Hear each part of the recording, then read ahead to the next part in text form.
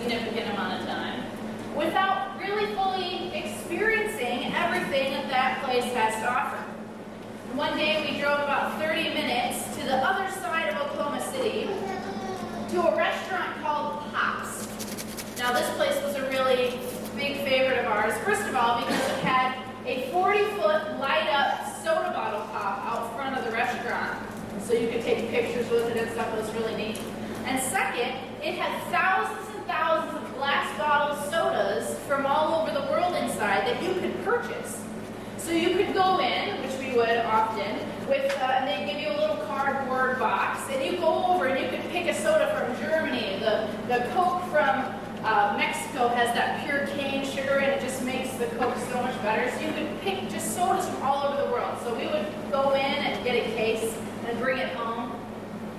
And one day, as we were leaving Pops with our bottle pop, we decided to take the scenic route home because it was fall, our favorite season, and we were really missing our home state of New York quite a lot.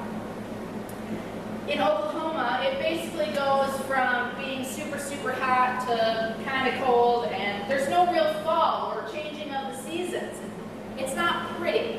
Everything just goes from being green to brown. The grass gets brown, the leaves just fall off, and even in fall, it's still 100+ degrees outside. So it just doesn't, it's not the same. So we were really missing our home state, missing those crisp apples you can pick right off of the tree, missing the cooler temps, missing the changing of the leaves and seeing the colors. And because it was a little bit cooler, there was a little bit break in the heat that day in Oklahoma City, it just felt a little more like home to us. So we decided to just drive down all the country roads, all the way around the outside of the city to get home. And we were driving along and we came along to this sign, a big pumpkin that said Pumpkin Patch 2 miles ahead. And we're like, look at this, we get all excited, right? So we turn at the pumpkin sign, which leads to another pumpkin sign, and another pumpkin sign. And I turn to Chris and I'm like, where are you taking us? Like, seriously, we're gonna get murdered out here. It's probably just a trap to draw people in so they can get murdered. You know, we're like 3 dirt roads in to following these signs. And he's like, we gotta see it, we're already committed. We've already come this far. So we get to the last pumpkin sign and it opens up to this grass parking lot. And there's a bunch of cars there, so we figure they can't murder us all, right? So we pull in and we park, and we just feel like we've been transported back to New York for a minute. We crossed this little bridge that went over this trickling brook, and we came around a clearing in the woods, and it opened up to this beautiful Halloween town in the woods, in the middle of nowhere. There was a shop that had homemade cookies and candies and breads and treats. There was a shop that had cider and donuts and hot chocolate. There was animals that you could pet and a pumpkin patch and those little cardboard things that you can take your picture in, the little cutouts. We were in heaven.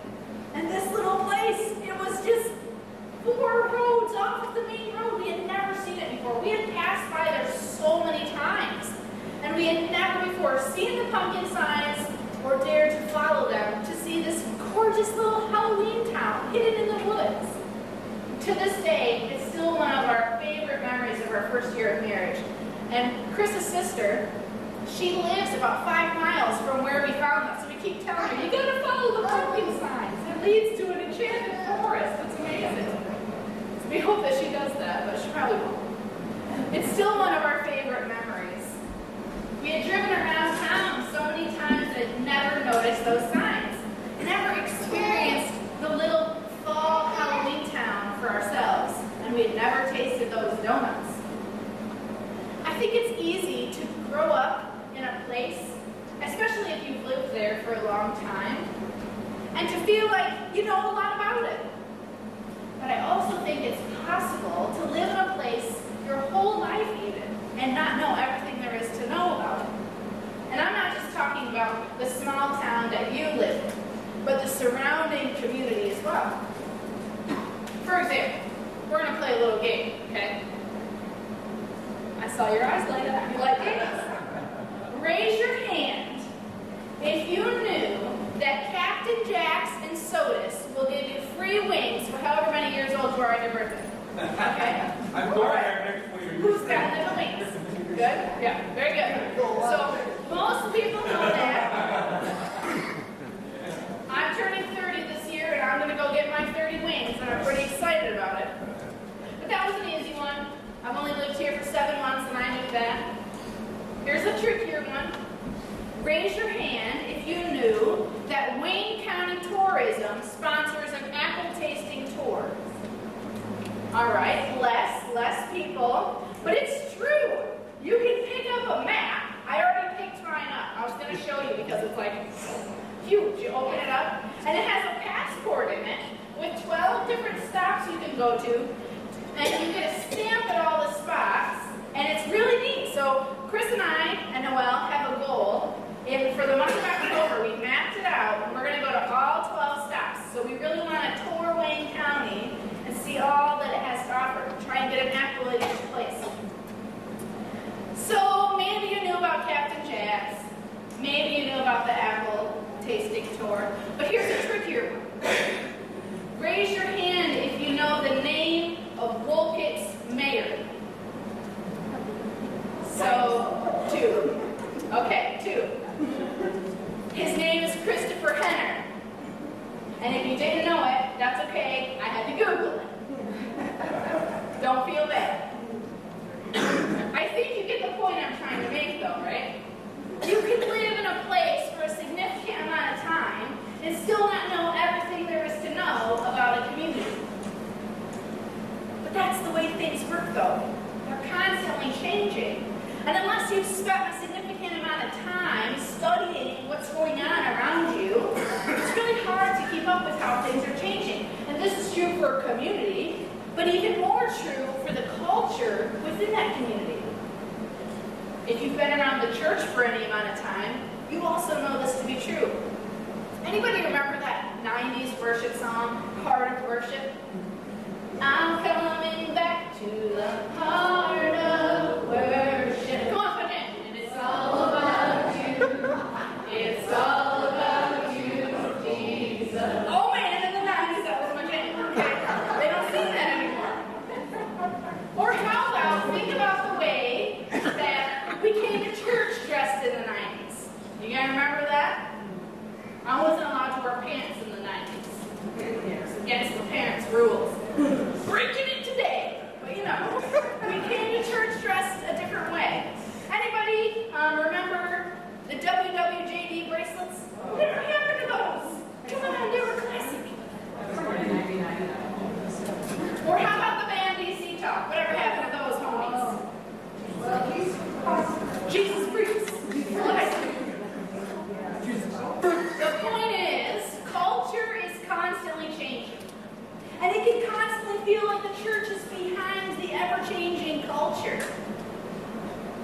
And we don't want the church to lose what it's supposed to be about, the vision, but we know that cultures everywhere are changing and adapting, and churches, for example, are also changing. They've gone from scheduling revival services to starting small groups. The message hasn't changed, but the method is always changing. For example, in church culture, we often think that what works in one place is going to work in other places as well.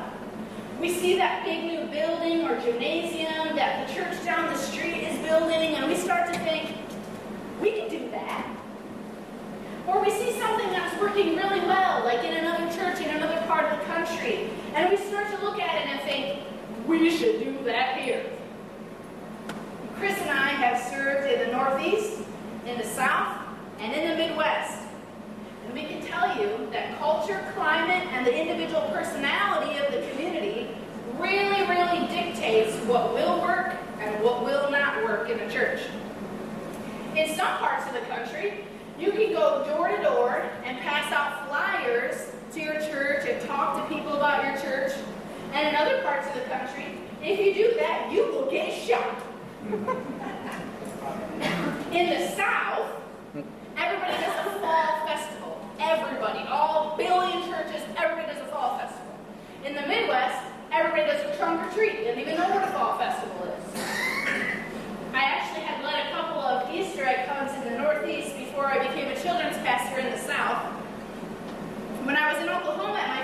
egg hunt, I discovered a lot of things I was trying to do that would totally fail there, and I'd have to learn a lot about culture.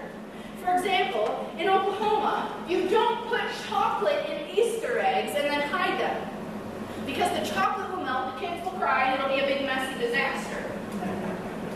You put candies, hard candies, or fruity candies in the eggs because they won't melt. Or gummies. Or gummies, that's a perfect example. But in Michigan, if you put those in the eggs, they will throw them at you and tell them it's a ripoff because they didn't get the chocolate. Seriously, I kid, this is a ripoff, no chocolate. And besides that, it might all be for nothing because you planned this giant egg hunt to be outside and it snows the day of your Easter egg hunt. Culture and climate, personality, it's also constantly changing. The point is, culture dictates how we're able to effectively minister. What's going on in one part of the country is not an issue for another. Even closer to home, what's going on in Rochester or Syracuse might not work effectively to minister here. The past few weeks we've been taking a look at Paul and some of his writings to the early church. Now, Paul was not a stranger when it came to knowing and understanding the culture of a community. He was a missionary and a church planter. And as a missionary, he would show up in a town and he would speak to them. But before he did that, he would have conversations. He would learn their culture. And he would want to eventually be able to tell them about Jesus. But as a church planter, he understood that church planting means studying a community, learning the culture, and then making sure to appoint leaders of churches that understood the culture and were willing to invest in people. So in one particular passage, Paul shows up in Athens. I'm sure you've heard about Athens in many history lessons you've had. And he's on one of these missionary journeys through Greece. We're going to be taking a look at this passage. It's in Acts chapter 17, if you want to turn there. Acts chapter 17, beginning to read with verse 16. While Paul was waiting for them in Athens, he was greatly distressed to see that the city was full of idols. So he reasoned in the synagogue with both Jews and God-fearing Greeks, as well as in the marketplace day by day with those who happened to be there. A group of Epicurean and Stoic philosophers began to debate with him. Some of them asked, "What is this babbler trying to say?" Others remarked, "He seems to be advocating foreign gods." They said this because Paul was preaching the good news about Jesus and the resurrection.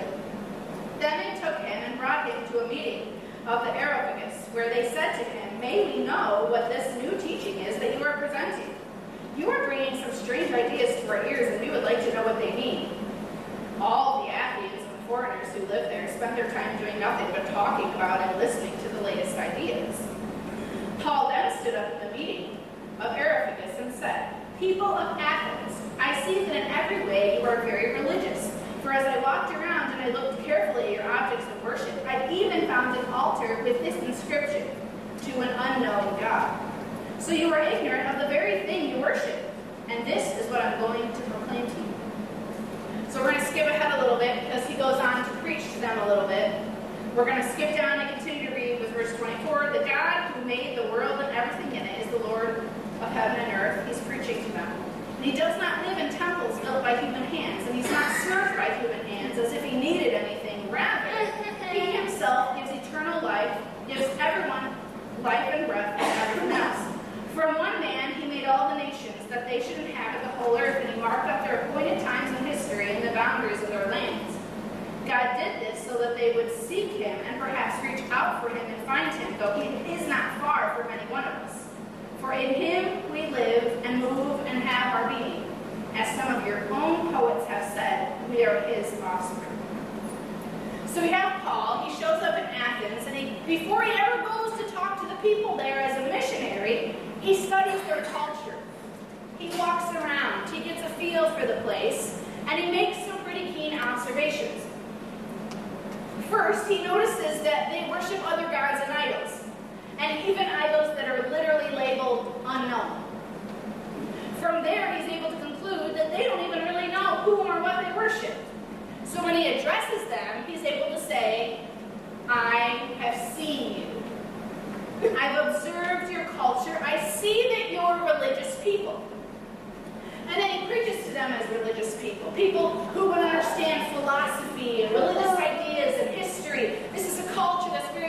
and conversation and debate. And he even brings up some of their own cultural references. And he addresses them as he points out what your own poets have said. Everything Paul says is culturally relevant to Athens, to its culture, to its people. And then he takes those cultural references that he's observed and he brings the gospel to them. And after he says all this, in verses 32 to 34 it says, when they heard about the resurrection of the dead, some of them sneered, but others said, we want to hear you again on this subject. At that, Paul left the council. Some of the people became followers of Paul, and they believed. Paul took the time to learn the culture and study the community before he ministered to them. And because he did that, people became followers, and they believed. In another passage, Paul describes how it is that he attempts to reach people for the gospel. In 1 Corinthians 9, 19 through 23, he says, though I am free and belong to no one, I have made myself a slave to everyone to win as many as possible. To the Jews, I became like a Jew to win the Jews. To those under the law, I became like one under the law, though I myself am not under the law, so as to win those under the law. To those not having the law, I became like one not having the law, though I am not free from God's law, but I am under Christ's law, so as to win those not having the law. To the weak, I became weak to win the weak. I have become all things to all people, so that by all possible means I might save some. I do all this for the sake of the gospel, that I may share in its blessings. Here we see Paul is willing to adapt to culture, adapt to people in order to reach them. To the Jews, I became like a Jew. To those under the law, I became like those under the law. To the weak, I became weak. I became all things to all people. In other words, Paul adapts to the ever-changing cultures of the people and places that he visits so that he can relate to them with the hope of sharing the gospel with them. Notice he doesn't say, to the sinners I became a sinner. He doesn't sin to win people to Jesus, but he does adapt to their culture. He studies them, and he learns their ways, and he shares the gospel with them in a way that they'll understand. I once heard a sermon from a pastor that was talking to teenagers, where he described salvation, a big churchy word, by telling them a story about a guy who brought a duck with him to college. It was hilarious. The kids laughed, they were engaged, and then when that moment came where they finally all got it, you could see it. You could tell that they all got it. And I think that's exactly what Paul would do. He became like a teenager to reach the teenagers, and he communicated to them in a way that they would understand. He wanted to know the way people thought, the way they acted, what they did, how they related to the world, what their language was, all of it, so that he could reach people. Perhaps studying the community is just studying cultural norms. And perhaps this is exactly what God wants us to do in order to reach people for the kingdom. Wherever Paul went, he adapted, he learned, he related to people. Because Paul, as a missionary, is a primary example of the importance of studying the community. In other words, Paul understood this to be true. To most effectively represent Christ, a church must first understand the surrounding community. Pastor Chris and I have been your pastors for like 7-8 months. We're in debate about the number. Upon arriving, we communicated to you that before making any large changes, we wanted to really learn the culture here. Essentially, we're attempting to be like Paul when it comes to ministering in Wilkett and Wayne County.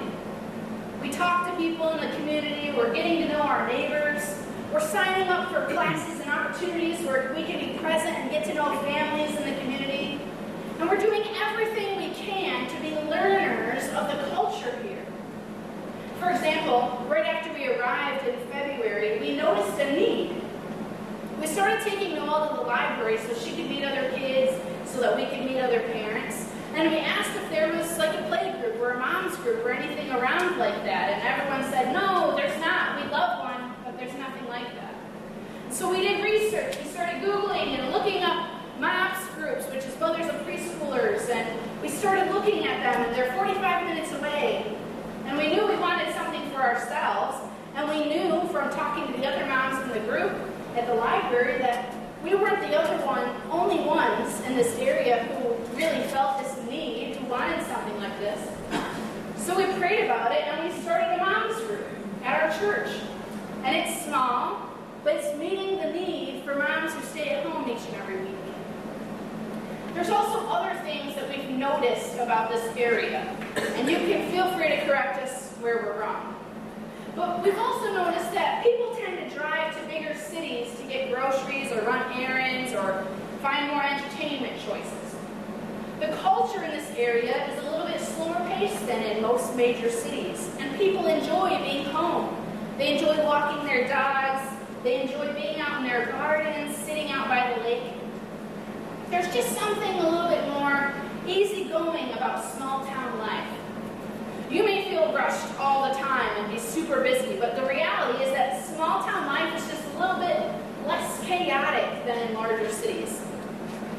We've also noticed that people around here are really longing for connection. Sometimes you'll find moms going to the library when it's not time for storybook hour, just so that they can sit and talk to people. You'll also find retired men hanging out at the Hardware Cafe just about every single morning, just wanting to talk to each other. You'll find people who want to get involved in their community, who care about the direction our education and our schools are headed, who want to get involved in our kids' activities. And everywhere we go, every conversation we've started or gotten ourselves into always leaves us feeling that what people really want around here is connection. A tribe, a place to belong.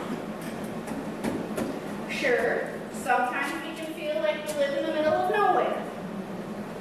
We can get there, that we still don't have a Dunkin' Donuts. I'm a tad bitter about Did you that. say Dunkin' Donuts? I did, and I'm a little bitter about it, I gotta be honest. We can feel like our schools maybe aren't where we want them to be. We can feel like we get too much snow. Probably do. Or that there isn't as much to do here as there is in bigger cities. But guess what? This is our town, and I love it. People here are friendly. They wave as you pass, most of them. People in general, they watch out for each other. The neighbor shuts her gate when they see it open. They water your plants when you're gone, or snow blow your driveway when you're sick. We feel relatively safe here. We walk our dogs down the streets and we push our kids in strollers to the park. We don't carry pepper spray when we get out of our cars at night. Some of you even leave your doors unlocked.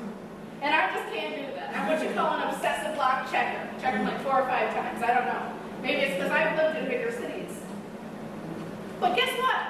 This is our town. And it may be small, but it's beautiful. And the more we learn about it, the better we will be at ministering to it. Pastor Chris and I still have a lot to learn about the culture and the people of this area that God has placed us in. And we're doing everything we can to be intentional about developing relationships and being present in the community. But we need your help. We don't just want to be the pastors of the church that copies what everyone else is doing and tries to compete with the church next door or down the street. We don't just want to start ministries for the sake of starting them. We want to study the community so that we can truly be the church that meets people's needs and effectively ministers to them. People are grieving and they're hurting in Wayne County. How many of them are there? What would be beneficial to help them? People here are poorer than other areas. When I looked up the demographics and I saw the counties on either side, our median income is about $15,000 to $20,000 less per household than on either side. So people are a little bit poorer here than in other areas. So what needs do they have? How can we uniquely help them in ways that they can't get assistance elsewhere? People are lonely, and they're in need of connection. How can we reach them? How can we give them what we know their hearts need and long for? The truth is, the best way to reach them is to be like Paul and to study our community, to study our culture, and not just copy what everyone else is doing, but really work together to effectively minister to them. Because to most effectively represent Christ, a church must first understand the surrounding community.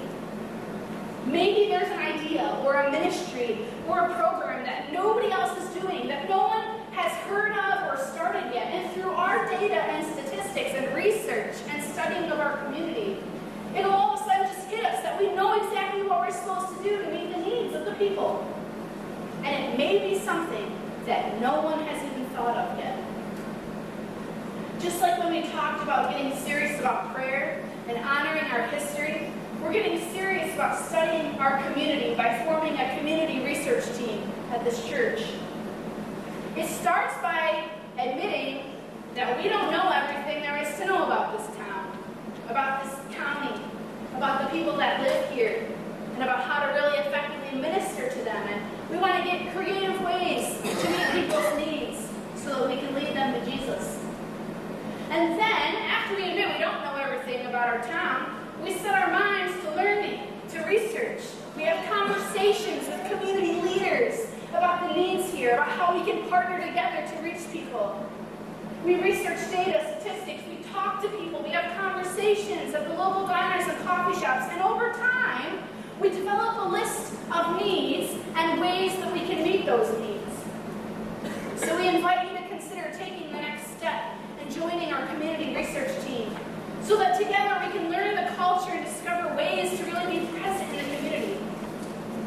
We would love to have people on this team that are in the school system, that have connections with school administrators in many of our school districts, and they can help us really be present in our schools and meet needs there. We'd love to have people who know community leaders, who'd be willing to talk to them and see how we can partner together to meet needs in our community. The more people on these teams, the better we will be at getting serious at each one of these ideas at our church. So if you've not already signed up for a team, we encourage you to sign up for the one that best fits you. And keep in mind, we do have one more week left where we'll be learning about evangelism, which is something we could all use a little help with. But I encourage you, don't let another week pass without getting serious about one of these teams. You already pray, I hope, and you believe that prayer is key to growth and making a difference in our church and in our community. You've been at this church for a while, and you might know some of the history and want us to help preserve it. And you know people in this community.